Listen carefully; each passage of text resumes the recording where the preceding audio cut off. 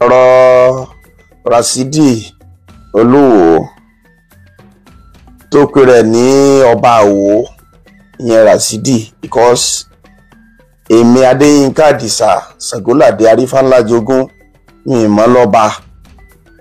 torí pé ilé ayé yìí gbogbo ẹni tẹ́lẹ́dùmarè bá ti gbé sípò ó yẹ ká gbà fún ni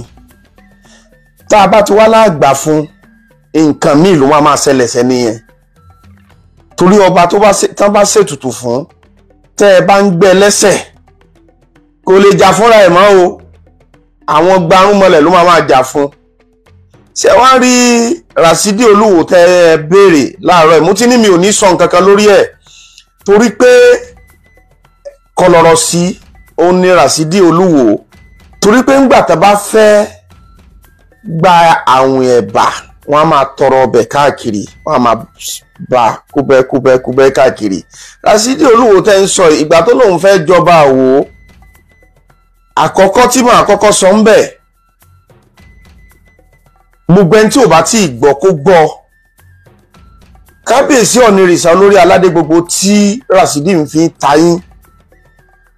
kábíyèsí Ọ̀nìrìṣà ò kì í ṣe ẹni àrífín fún Rasidi éèjì ṣe nọ́mbà o ẹ jẹ́ ká gbọ́jọ́ orí sẹ́gbẹ̀ẹ́ ẹni tó bá ju ni lọ ó lè ju nínú ni o torí pé gbogbo ọ̀nà ni kábíyèsí Adéyẹyè Ògúnwùsì Ọ̀jájá second ó fi ju Olúwo lọ pátápátá ìgbà tí Olúwo fẹ́ ṣe coronation ọba tó lòun jẹ Olúwo ò ní mọ́tò kò dá ní mọ́tò torí pé ẹni tó yẹ pé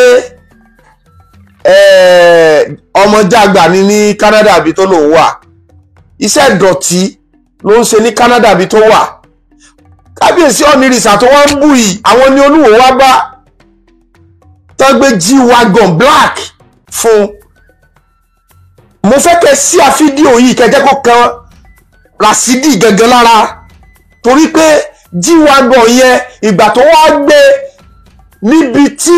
orí burúkú tó ń tẹ̀lé káàkiri wàdé G-Wagon yẹn ìgbà tó gbé tí kábíyèsí Ọ̀nìrìṣà gbé G-Wagon fún ìlú Ìwó òun ni G-Wagon yẹn ti lock tí G-Wagon yẹn tó ní problem lọ́wọ́ Rasidi títí kò rí owó fún túnṣe kò rí túnṣe tí kábíyèsí fi yọ̀ǹda mọ́tò yẹn ṣerú yẹn irú ẹni yẹn wá ló yẹ kí Rasidi máa sọ ọ̀rọ̀ tí ò nídìí sí èmi tí ní mi ò ní sọ nǹkan lórí ẹ̀ ṣùgbọ́n kọlọ̀rọ̀ sí lọ́mọkùnrin yẹn tó bá lòun ò ní gbọ́ àwágẹ̀ ò ní gbà wẹ́ kò tí ẹ̀ lè dìmú fún náà torí pé àwọn nǹkan kan wà tó yẹ pé téèyàn bá wà léwe tó yẹ pé àwọn nǹkan yẹn èwe ló dùn mọ́ téèyàn bá ti kúrò léwe àgbàlagbà ò gbọ́dọ̀ ṣe láńgbáláńgbá torí wípé kábíyèsí Ọ̀nìrìṣà ò ní ẹ̀fà fún lésì torí ẹni tó ju ni lọ ó lè ju nínú ni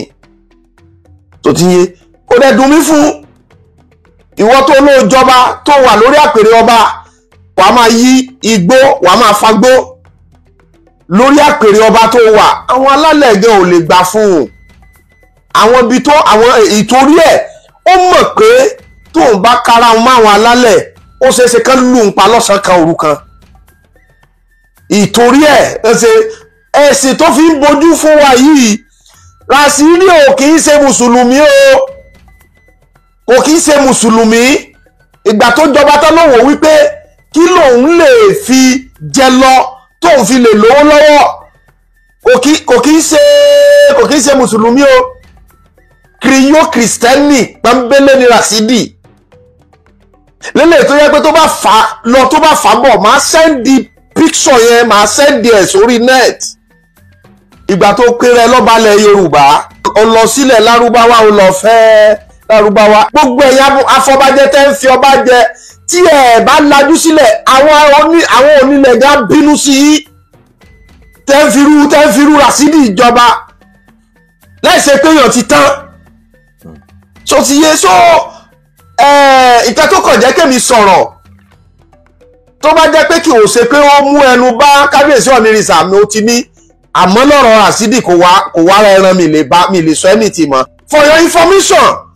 gbogbo ẹ̀yin tẹ́ jẹ́ ajá Rasidi tẹ́mi ń sọ̀rọ̀ tẹ́ ń bú mi tẹ́ ń ṣe kílẹ̀ Yorùbá lè da làwa wà fún o ṣùgbọ́n ẹ múra èébú yẹn gan ẹ múra sí i torí pé kò sí eléyìí tán bí fọ́ fada ẹ̀dá tó yẹ kó lè pàdé mi tó lè bá mi sọ òjò apá bàtà pa jẹunjẹun etí ẹ wíwọ ipa àbá ìrànwọ́ rà Rasidi tẹ́ ń tẹ̀lé owó tó ń ná fún gbogbo yín owó àwọn lárúbáwá ni ètò gbowó láti ọwọ́ àwọn lárúbáwá àwọn náà sọ pé kó máa kántálẹ̀ Yorùbá gbogbo yín ẹ̀ ní kú dáa tálálẹ́ bá ní kó dáa fún yín aláàárọ̀ ò ní jẹ́ kó san yín ní gbogbo ẹ̀yin tó jẹ́ pé ń sọ̀pọ́tì Rasidi yìí tó pe rẹ̀ lọ́ba àwò yìí tó bá jẹ́ wípé nǹkan tó ṣe sí Canada yẹn dáa kó kàn mú èèyàn 4 àbí 5 kan tẹ̀lé lọ sí Canada yẹn pé ó yá o ẹ̀jẹ̀ àjọ lọ o so ojúmọ́ nǹkan tó yónú dodo ń dajì ara gbogbo ẹ̀yin tẹ́ ń tẹ̀lé Olúwo tẹ́ ń sọ̀pọ́ọ̀tì ẹ̀ kò dísàfù ẹ̀ rárá. Awikonko fún ìpínlẹ̀kè òtítọ́ àti àwíjàre ẹ tẹ̀lé wa lórí YouTube, Facebook, Instagram, Twitter àti TikTok pẹ̀lú www.awikonko.com.ng.